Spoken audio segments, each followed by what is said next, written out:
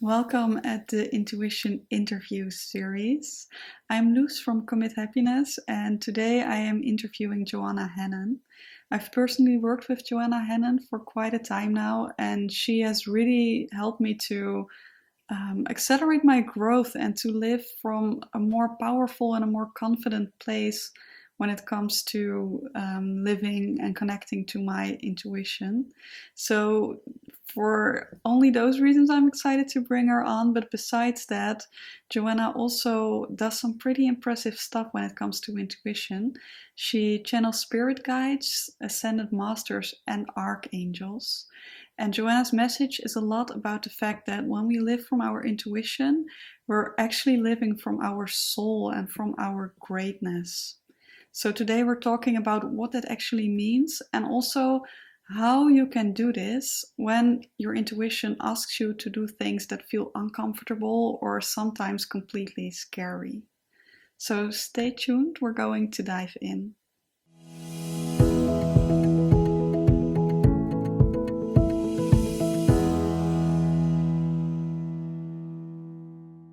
So welcome, Johanna, here in the interview. I'm so glad you're doing this interview with us. I think we can learn a lot from your intuitive side. And would you like to get started by giving us a picture of what it looks like for you to live from your intuition in day-to-day life? How do you check in? How does it affect your work and your life? Sure, and thank you for having me. I'm super happy to be here. It's like one of my favorite topics to talk about, so this is great.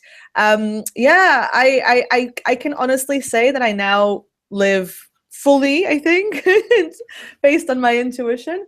I check in every day, so I check in with myself in the morning, so it's part of my kind of morning routine or setup or whatever. But really it's more than that. So this is something I talk about a lot, that like intuition is not just for your routine, right? For your half hour in the morning. It's something that you need to check in with all the time. So it just takes a little bit of practice to be very aware of how your body's feeling or how you emotionally are feeling about anything you do during the day, you know, like what you choose to eat at lunchtime and whether you go hang out with a friend or whether you answer the phone or not, anything at all. It just takes a little bit of practice to come at it from that, be aware how it makes you feel, to see if whether it's the right thing. So I've gotten into the habit of doing that, really. How do you feel the difference? How do you know if something is aligned for you or if you don't want to do it? The way it feels for me is that I know where I'm going, and I know instinctively whether the choices that I'm making are part of that or not, right? So it's not, it feels kind of in flow. It feels like something that would be part of what I'm trying to create for myself, right? Mm.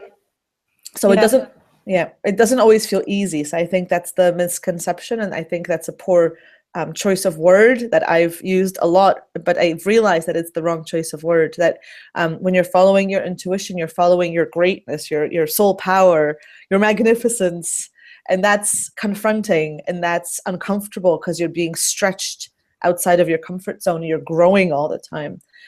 So it's, you know, so easy is not exactly what it feels, but what it feels like it's right for what I want to experience in life. Yeah, and how do you make that distinguishing between what is fear and what is my intuition that asks for me to go out of my comfort zone?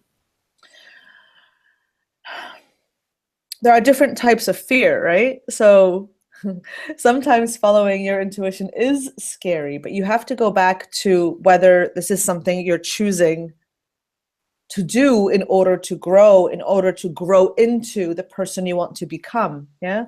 So there's a difference. I mean, I really honestly believe that if you kind of sit down and be quiet and ask yourself, you'll know whether this is a fear because something is dangerous for you, or if it's a fear because it's slightly uncomfortable. You know, it's a matter of being honest with yourself about that, right?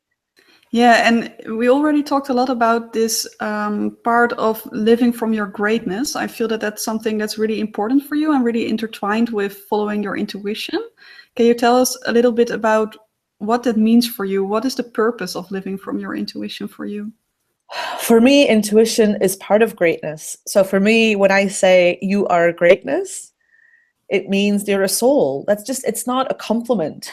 It's just the truth, you know? It's just who you are. It's who you are. It's who I am. It's who all the listeners, you know, are. It's greatness. As souls, we're greatness. That's what we are. We're love, we're joy, we're greatness. And so listening to our intuition is listening to that part of ourselves. Yeah, it's just inseparable from living from your true self for you. Is this something you already did when you grew up, or is it something you really had to develop and learn yourself? I had to develop and learn, and I think it's the same for everybody. So the way I see it is that we're all born with this, right? When we look at children, they know, they have intuition. They're very intuitive children. We can learn a lot from them. But so we're all intuitive when we're born. We kind of, you know, we don't have it. You hear a lot of examples of young children remembering past lives and remembering what they see as heaven and all sorts of things like that. We forget kind of gradually. You know, it's just at the beginning, we're not able to say anything. We can't, right? So we can't, you know, we can't voice that. So we're all born with this knowledge of who we are, with some kind of inkling of who we are.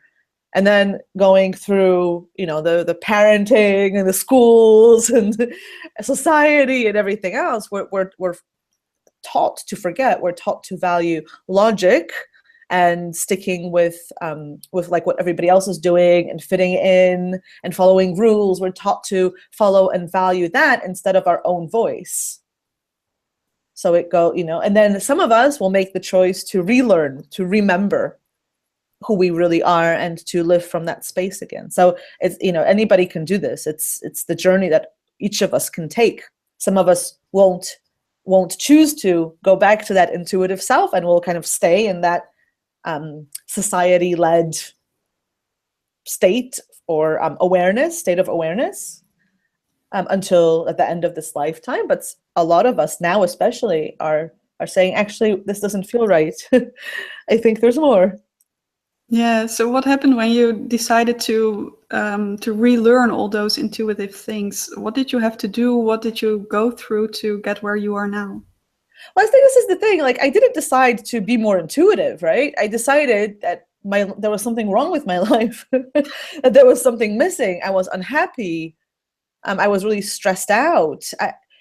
And I kind of realized there has to be more. This can't be it. This can't be why I'm here. I always believed in reincarnation and in the soul and in, you know, all that kind of thing. So I was like, what's the point of this?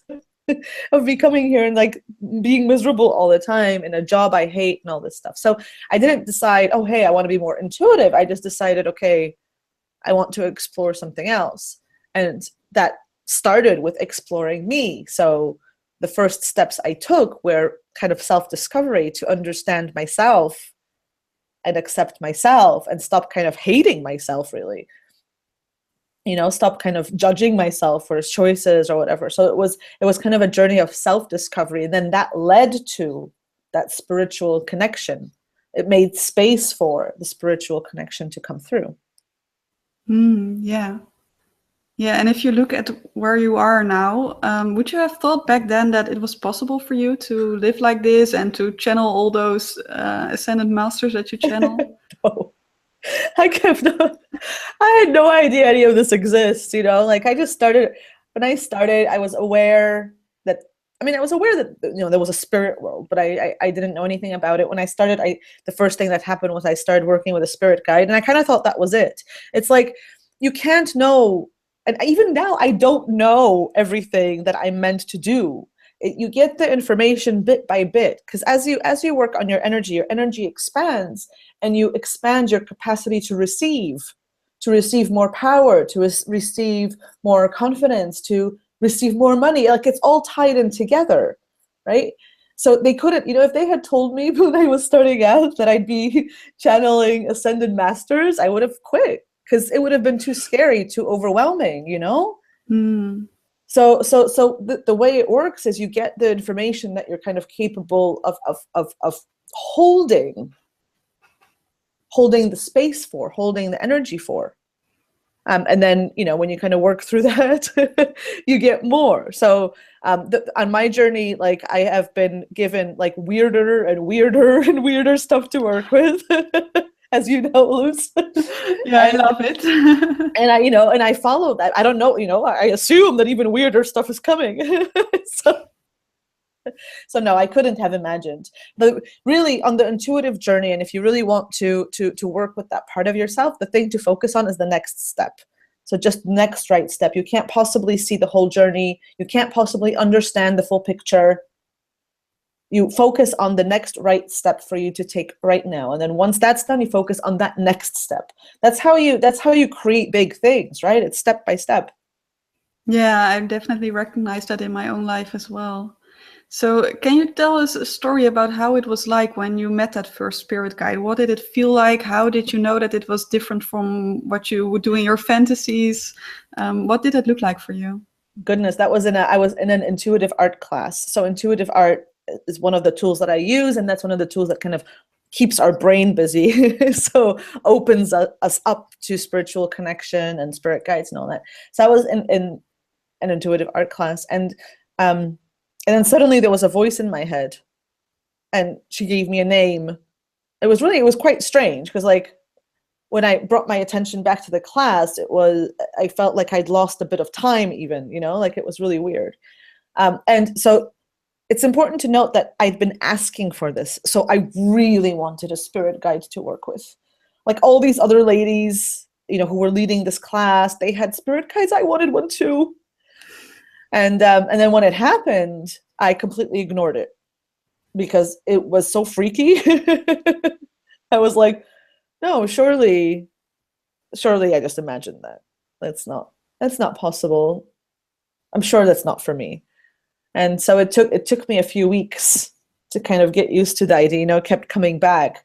What if I didn't imagine it? What if it did actually happen? So it's a process. I tell this story all the time because people think, that all of a sudden it'll happen and then it'll flow and it'll be all perfect. And that's not how it goes. It kind of, you move forward a bit and then your ego takes you back because you say, I'm not ready, or, maybe I imagined it, maybe I'm crazy. And then you're like, no, I can do this. And you take some steps forward and then again, oh, it's really scary. I'm just going to take a break, and it's kind of this journey forward and back, and that's completely normal. That's how all of us do it. Yeah. And what do you do in these moments when you feel like you've been given some nudge from your intuition that feels very big, very uncomfortable? How do you make sure that you keep following it and don't play small with yourself? So when I first started out, I would fall into small thinking again. So I would fall away from my greatness. I just wasn't rooted enough in it to be able to keep it up, kind of thing. So I would just ignore whatever it was that my intuition wanted me to do, or I'd just disagree and do something else. And then, so it wasn't a smooth journey for me. Now I feel very rooted in my greatness. And when I feel like I need to do something that's really scary, I know I have a choice. I know that it's bringing me to all those big things that I want. And I have a choice, like either I grow outside of the comfort zone and stretch and do something that's uncomfortable, even if I'm scared, like public speaking or live streaming, like all those sorts of things. Really, I have a lot of resistance towards them. But so either I choose to do them because I know that I still want to create what I want to create, or I choose not to. And then I'm just very aware that if I'm not doing it, then I'm not choosing for what I say I want to create. Then it's just words.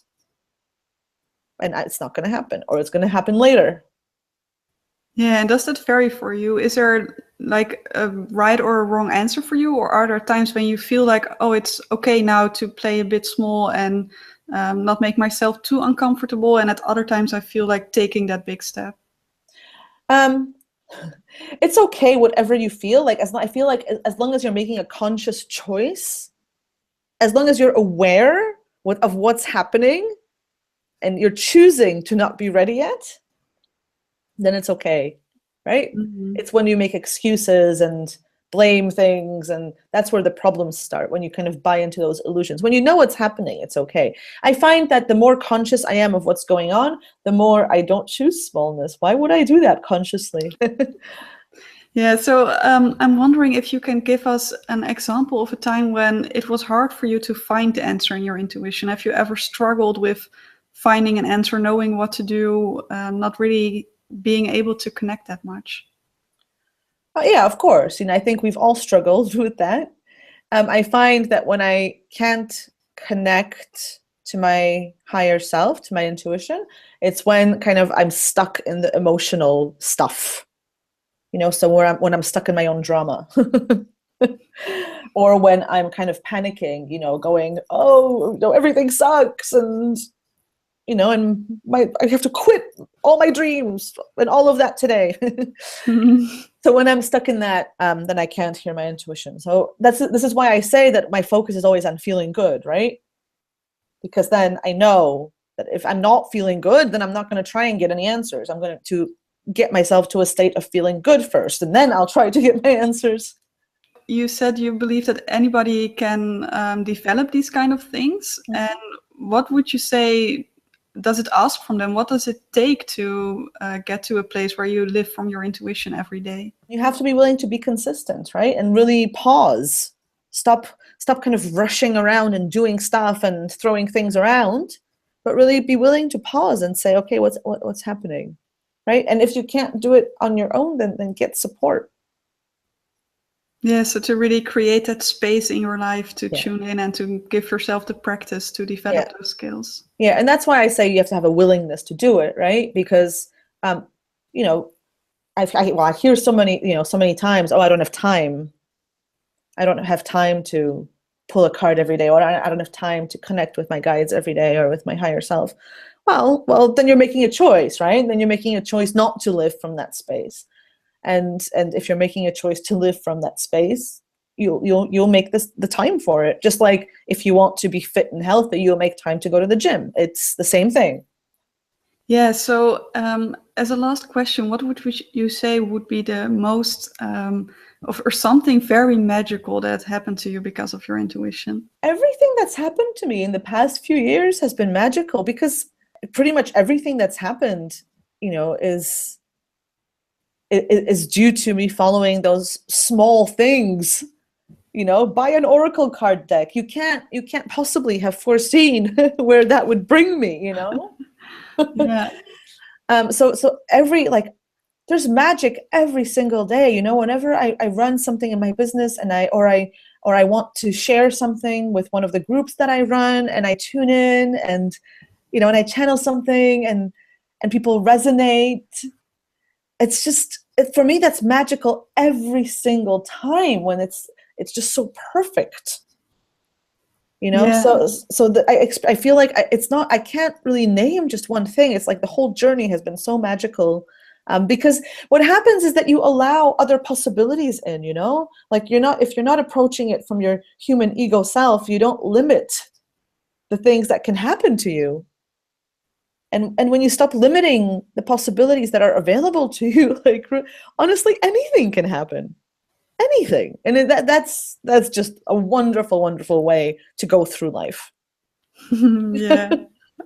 It's fantastic. Thank you so much, Joanna, for sharing all of this with us. And if people want to find more about you and your work, where can they find you? I'm online as Joanna Hennon everywhere.